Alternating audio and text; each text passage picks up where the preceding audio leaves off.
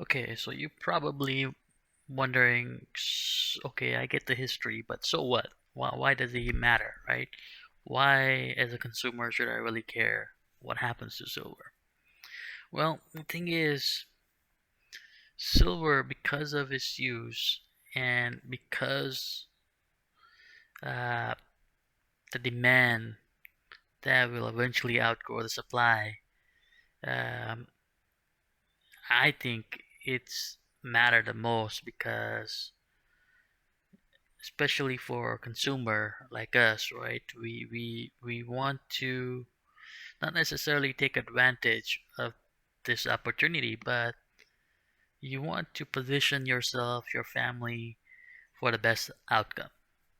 Um, you know, beside silver used in industry, right? For the average Joe, right? They may use silver for jewelry. They may stack silver. Uh, they may stack coins. They may stack rounds. Not necessarily just for purpose of making money. That's not the point. The thing is preservation of the wealth. It is it is your hard-earned energy, right? Your output of your labor get converted into fiat, and then eventually that if you so choose can get converted into silver or gold. So if you have a silver, essentially one of the reasons you may be buying silver is not just purpose of stacking, but is essentially an insurance policy, right? In event if the currency collapse, in event if the country goes to a war, like for example that took place that took place in Russia and even Ukraine, where overnight people lost their wealth, right? Especially who held on to it in their base currency, whatever that was, ruble or euro or dollar or whatever.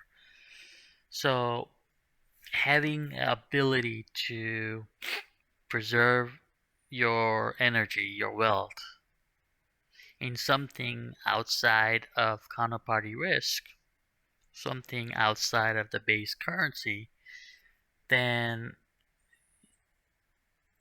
you're helping yourself. You're mitigating that risk, right? It doesn't matter if currency goes to zero. It doesn't matter if country goes to war. It doesn't matter the geopolitical reasons. It doesn't matter as long as you are holding on to your physical precious metal, the physical gold and silver, then you are essentially preserving your wealth. Now, another reason why we would want to hold on to silver is perhaps fight against inflation, right? So, as we know, for decades of time, our underlying base currency has lost 90% of its value. So, to counteract this inflation or loss of purchasing power, is essentially holding on to physical silver. For instance, recently the CPI was 9.1, and then it was 8.6 or 7. And what that means is if you held on to dollar or any currency for that matter, then basically you're losing 8 to 9%. Right.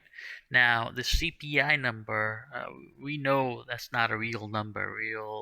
I mean, it's the number that's been reported. Is the number that they calculate with uh, they calculate in a way that it doesn't represent the real inflation, if you ask me. I mean, they take away the some of the key indicators such as energy and whatnot out of it. So anyway, but for average Joe, the real inflation, if you really want to count it, then just compare your bills, right?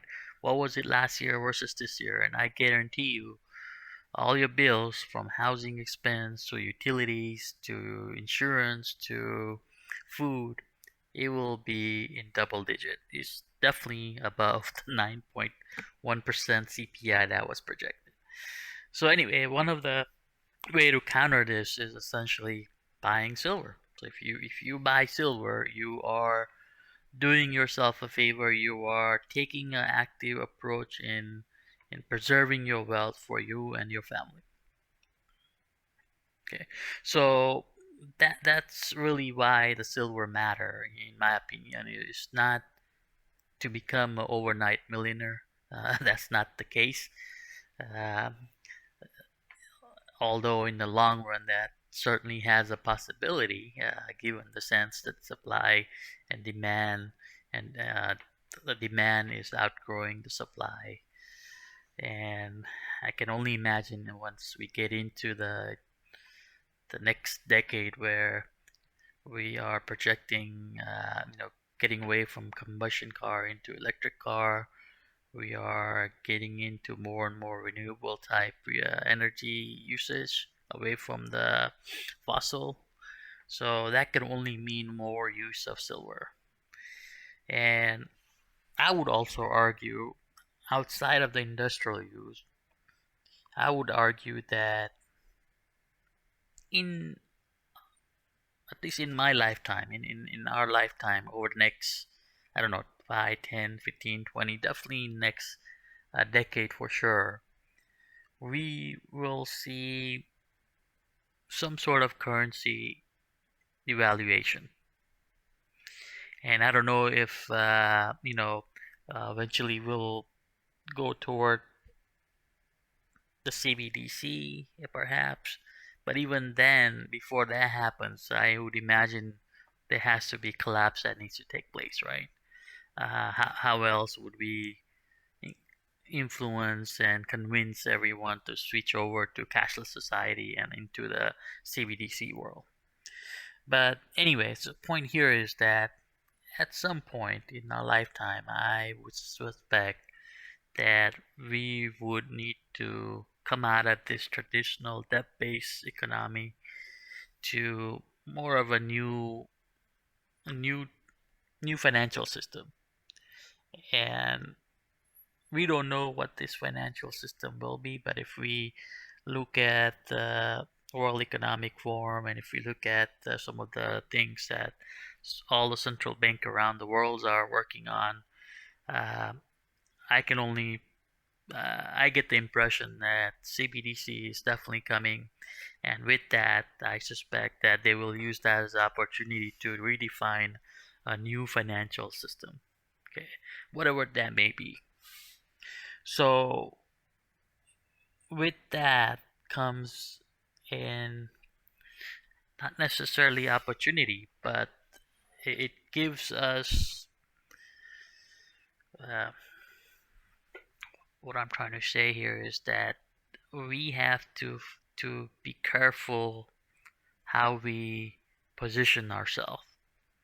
Obviously, we definitely don't want to position ourselves in all cash or all real estate or all just one asset. We have to diversify in sense that no matter what happened, no matter what happened, rather country collapse, currency collapse, or we go into this new CBDC concept, or we adopt a new global reserve, whatever that case may be, or even the gold standard or silver standard, whatever it may be, right? We have to take initiative to position ourselves in a way that we don't fall into a trap and get tapped out, right? So, so silver provides us that opportunity. It gives us ability to basically say, no, I want to opt out of the system, and perhaps we have no choice. We gotta adopt into this new system that government, or the central bank is forced upon itself. But if that happen, that doesn't mean the precious metal or silver goes away. Silver will still be there, right? You can convert the silver into the whatever the new currency may be later on, CBDC or whatever, right? But important thing to know that because of that, the because of that, and because of moving away from debt-based system into a new financial system, I suspect that the precious metal price will inflate. Not necessarily inflate because it needs to. It'll inflate because it'll try to find a new equilibrium, right? So this is this is why I invest in silver. This is why I stack silver. Not because it's a way to get rich. That's not the whole point. Point here is to minimize the risk exposure as a result of all these people making uh, geopolitical or power hungry people making decisions that essentially has an indirect or direct impact on me. So anyway, silver gives us that opportunity to hedge against those risks. It gives us the opportunity to preserve our wealth. It gives us the opportunity to fight against inflation. It gives us the opportunity to basically say no and just say, F off. I'm not going to participate in whatever uh, new system that may be. It gives us the opportunity to basically be our own bank. It gives us the opportunity to avoid counterparty risk. And, in event of, when SFCT moment where we can even use silver for some barterability. So anyway, I am going to end here. Just know that silver is important. It's your lifeline. It's essentially your action to preserve your wealth. It's your decision. It's your strategy to not get tapped out in whatever the scenario that present us. So stay humble, stack silver, and don't forget to subscribe. Thanks.